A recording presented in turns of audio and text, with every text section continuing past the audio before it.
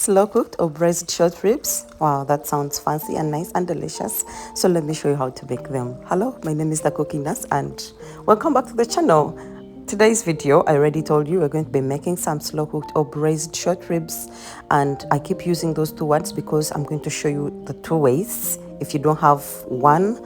And yeah, so we have our short ribs. I got these from Sky's Meat Shop in Ntinda, and that's what we're going to be using. I have some vegetables, some butter, as I'm going to be showing you as we go. So you may want to stick around and see the whole process. Usually when I buy my meat, I like to season. I like to wash it and then season and then keep away in Ziploc bags, maybe in the freezer for until when it's ready or I'm ready to actually cook. So that means you can always, pre-buy some of these things, and then if you fall on such a recipe, you run away and make something delicious for yourself. You should get in the habit of treating yourself, yeah? So season the short ribs and then make sure all the parts, all the sides are well seasoned. Rub it in there, all the salt. Keep tapping from the one that has fallen down so you don't have to use a lot of it and end up over seasoning it or under seasoning it. So make sure you're generous with your seasoning. And yeah, black pepper, if you have those machine black pepper grinders, much better. I'm using my hands because nothing can stop Reggie. By the way, if you haven't subscribed yet at this stage, as I post this video, we hit 8,000 subscribers. Ooh, such dreams come true. Yeah, dreams do come true. When I started this journey, I didn't know we would be here by now. But also I had faith and we kept up the work. So if you've been here for a long time, thank you so much. I appreciate. And if you haven't, and this is my first video you're watching, please join the family. Please subscribe. Give this video a thumbs up if you like it. And yeah, let's grow together. Thank you. So we are going to get our ribs and coat them with some flour to seal all that seasoning we put in there. You can actually always add in anything you want. Always. My way shouldn't be your way, but this, if you're a new time person like doing this, it can act as a guide. But if you're a star already, you already know what seasoning you like, how you want your things to come out, and you can always, do your thing your way. So nothing is permanent, everything is replaceable, and you can always twist something here and there. Anyways, we're just going to coat it with some flour. The flour is not seasoned, by the way, so I just have multi-purpose flour and then seal all my seasoning in there. It's going to keep my meat firm and intact, and also at the end of it all, this flour is going to help me thicken my final stew. So once we are done coating it with some flour, I'm going to go ahead and add the oil on my non-stick stainless steel pan. If you have different, no problem. But yeah, I just wanted to mention that so you know why I used this particular pan and not the other one. And I'm just going to put on my short ribs. Okay, the pan is also heavy based, so it's a bit too hot. When it gets hot, it is really hot. Yeah. So put on my ribs and brown them on all the sides. Keep turning them from this side to the other side, all four sides. One in front, the back, the tops, all of them. Make sure they are browned and all that goodness is sealed in and it's firm, so it won't go anywhere. It's not going to be wiggling and it's going to be nice and crispy. So remove it and put it aside. Yeah. Look at that, it looks delicious. It looks edible already, but no, we're still going in far. So onto our pot, we are going to add there some butter, but then we have our chopped vegetables. I have an onion, I have garlic, I have some deseeded jalapeno, jalapenos are the big peppers, I have carrots, I have celery sticks, and abukegane. This is a bundle of some herbs that has leeks, chives, oregano, and thyme. That is to introduce more flavor into our sauce, so I made a bundle of that.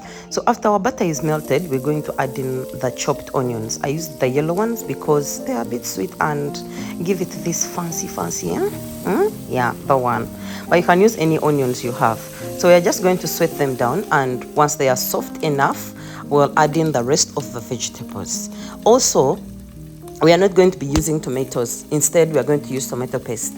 But You can always do as you please. If it's not a commercial thing, you're not a trained chef to do a particular thing a particular way, please go on away and do how you like it. Yeah, always I'm going to be mentioning that. Don't say that this thing is made like this or someone did it like this, I also have to do it like this.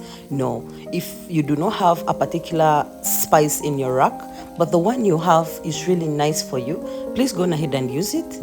Yeah, don't postpone happiness because you don't have a particular thing that the other person has and is happy with. Once the vegetables have cooked down, we are going to go in with about 1 tablespoon to 2 of tomato paste, and then we are going to mash it all into the other vegetables until they are well incorporated or well mixed.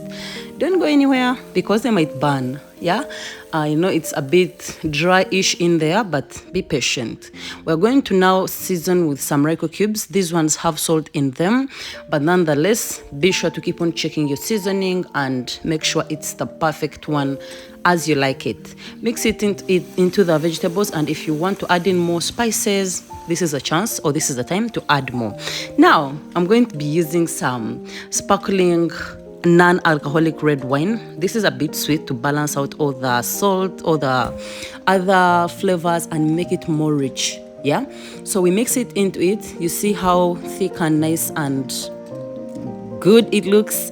We're going to put it in there and cook it down until it has reduced, and then we'll go in with our beef stock. Now this one, I'm going to do a video on how to make stock at home, but you can also store buy it, or yeah, basically.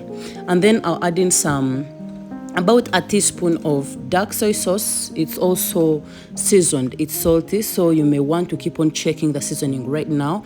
This liquid, put some on a spoon and test and see if the salt is enough or it's not, so that you are able to know how it's going to turn out at the end of the day. You don't want to over season it, because when it cooks down and reduces, that salt is going to be concentrated and it's going to be too much for you.